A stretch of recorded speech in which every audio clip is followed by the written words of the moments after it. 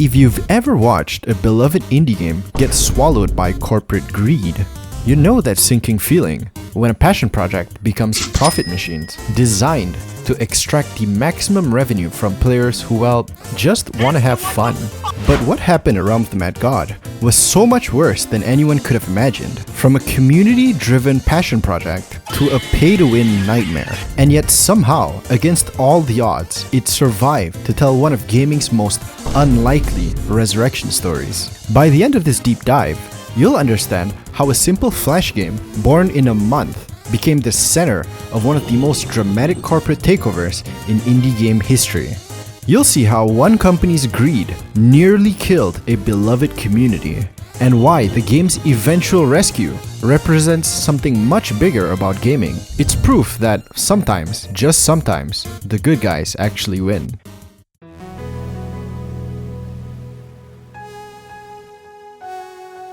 Here's some context. Realm of the Mad God, otherwise known as RODMAG, represents something unique in gaming history. It's a simple 8-bit bullet hell MMO that survived 3 different corporate owners, each with radically different visions for the direction of the game. According to its Steam page, RODMAG is an action-packed, free-to-play MMO bullet hell game where players battle through waves of enemies and team up with others to conquer dungeons. But that simple description masks a complex 15-year journey through corporate ownership that not only divided the community, but I'd argue changed the entire gaming landscape.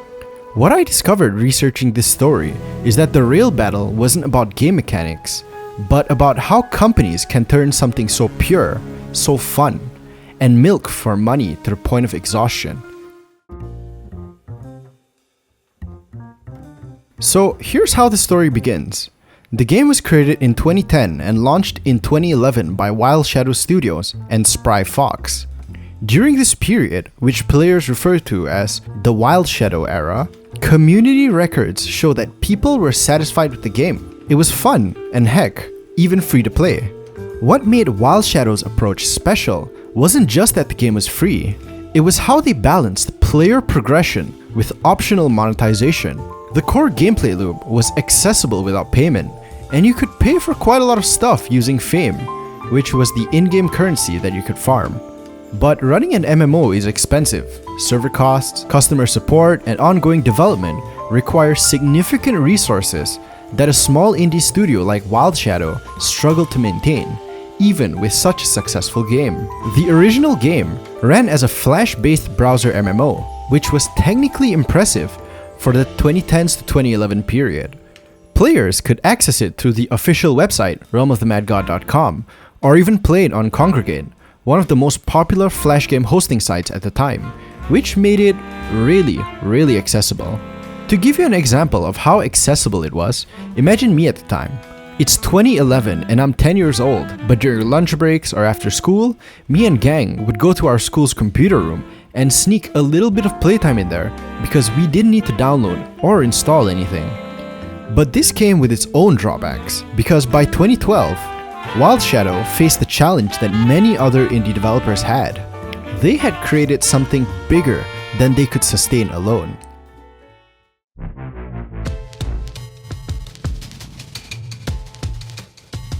In June 2012, everything changed. Wildshadow announced that they would be getting acquired by Kabam, a mobile gaming company. Kabam, headquartered in Vancouver, Canada, took ownership of the game following their acquisition of Wildshadow Studios. Under Kabam's ownership, which lasted from June 2012 to July 2016, the game went through an insane transformation. Initially, Kabam's general manager, Mike Sellers, held the torch over RODMAG until his departure in June 2013, at which point he got replaced by Arbiter Z. But Kabam operated in a fundamentally different approach than Wildshadow. Where the original developers had focused on community satisfaction, the Kabam era was instead more focused on a completely different thing. And that thing, you guessed it, it's money.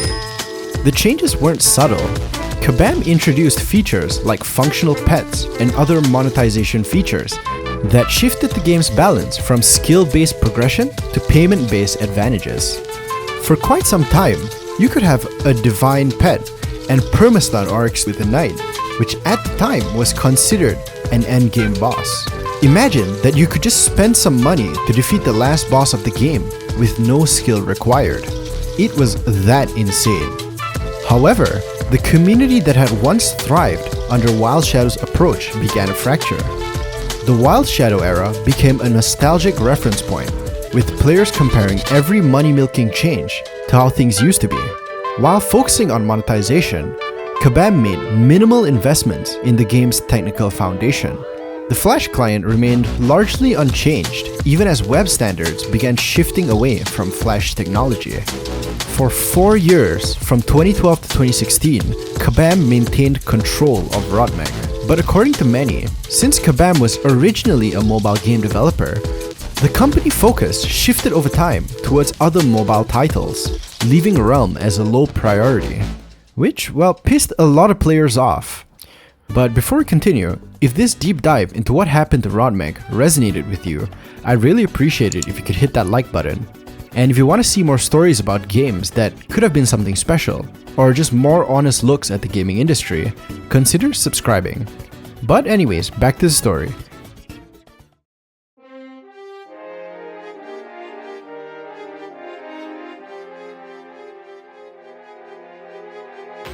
In July 2016, another major change occurred. Kabam decided to sell the game to DECA Games. Many players were happy that finally, the dark ages of Kabam have ended and someone else would just take over. Some players were concerned though. Maybe DECA would just be the same and treat Realm like a cash cow. But what actually happened wasn't just another corporate acquisition. It was a fundamental shift in approach from how Kabam ran things. Who are DECA Games though? DECA Games describes themselves as an indie publisher focused on games as a service.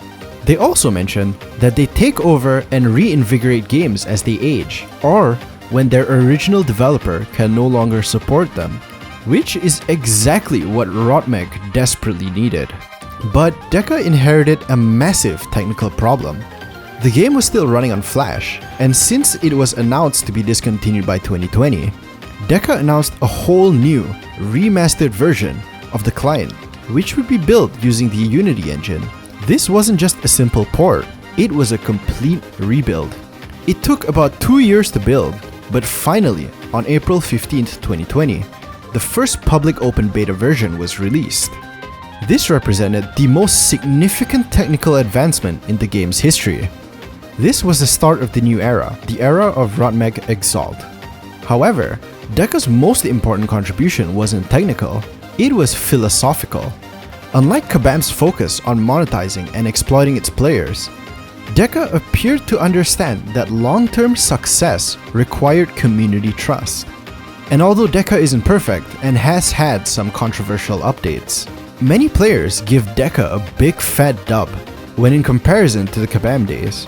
Under DECA's responsibility, Realm had experienced what many consider a renaissance. The Unity client provided stability and future-proofing, while DECA's approach to updates and community management has restored much of the goodwill lost during the Kabam days. But let's take a step back and talk about the technical side of the shift to Unity. First off, there was the Flash problem. By 2018, the writing was on the wall for Flash technology. Adobe's announcement that they would discontinue Flash support by 2020 meant that Realm, like many other browser games, faced an existential threat. DECA's solution? Now it might seem obvious, but to DECA at the time, rebuilding the entire game in Unity represented a massive undertaking. This wasn't just updating graphics or fixing bugs. It was recreating the entire game from the ground up while maintaining the core experiences, aesthetics, and functions that the players loved. The Unity client's release was a little turbulent though. Early on, some players found out that uninstalling Realm Exalt would also in turn delete everything they had in its parent drive. And if you installed it in your C drive and decided to uninstall Realm, sorry, but your System32 just got deleted too. But aside from that, players could finally experience Realm with modern performance, improved security, and a foundation that could support years of future development. But in reality, the real test wasn't technical. It was whether the Unity version would maintain the game's unique character. DECA had to balance modernization with preservation, ensuring that longtime players would still feel at home while attracting new players with modern gaming's standards in mind. Looking at the Steam page now, reviews are mostly positive, with all-time reviews being very positive. And the fact that the aesthetic remained unchanged shows DECA's commitment to preserving Realm's visual identity while upgrading its technical foundation.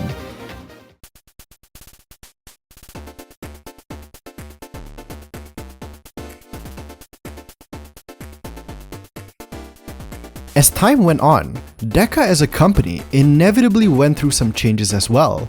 In August of 2022, DECA Games became a subsidiary of Embracer Group. You might have heard of them. They hold the IPs and are the parents to some major names, such as Saints Row, Borderlands, and Kingdom Come: Deliverance. This represents the latest chapter in Realm's corporate journey. From indie darling to corporate cash cow, to specialized service company, and finally, a subsidiary of a major gaming conglomerate. However, DECA's specialization in games as a service seems to have insulated Rodmeg from the typical corporate pressures that damaged it under Kabam. Their focus on maintaining and improving existing games, rather than creating new ones, aligns perfectly with Realm's needs. What makes DECA's approach unique is their understanding that games like Realm aren't just products. They're ongoing communities that require care and love from the developers to connect with their players, rather than the aggressive monetization that Kabam enforced. I mean, what a surprise, right? If you made your players happy, they would want to spend more money on the game, not the other way around. I wonder who could have ever saw this coming. But anyways, remember that corporate greed narrative that I mentioned at the start? Realm's journey proves that corporate ownership doesn't have to be a greedy, blood-sucking death sentence to a game. It just requires the companies to understand the difference between managing a product and curating a community. Wildshadow created the vision but lacked resources. Kabam had resources but either misunderstood the vision or intentionally used Realm to fatten their wallets. DECA, on the other hand, combined resources with an understanding of the game's real value, proving that the right corporate partnerships can enhance rather than destroy a beloved game. What Realm's 15-year-old journey teaches us is that the real battle in modern gaming isn't about business models or platforms. It's about finding companies that see games as communities worth preserving, rather than just revenue streams to optimize. Of course, money is the main focus of any company, but most companies look for short-term gains rather than long-term investments. And that's the single most important truth about this entire saga. Sometimes, the best way to save something you love is to ensure it evolves in the hands of people who understand what made it special in the first place. In the realm of the Mad God, death was never truly permanent, and neither, it turns out, was hope. As long as someone understands what made the journey worth taking in the first place.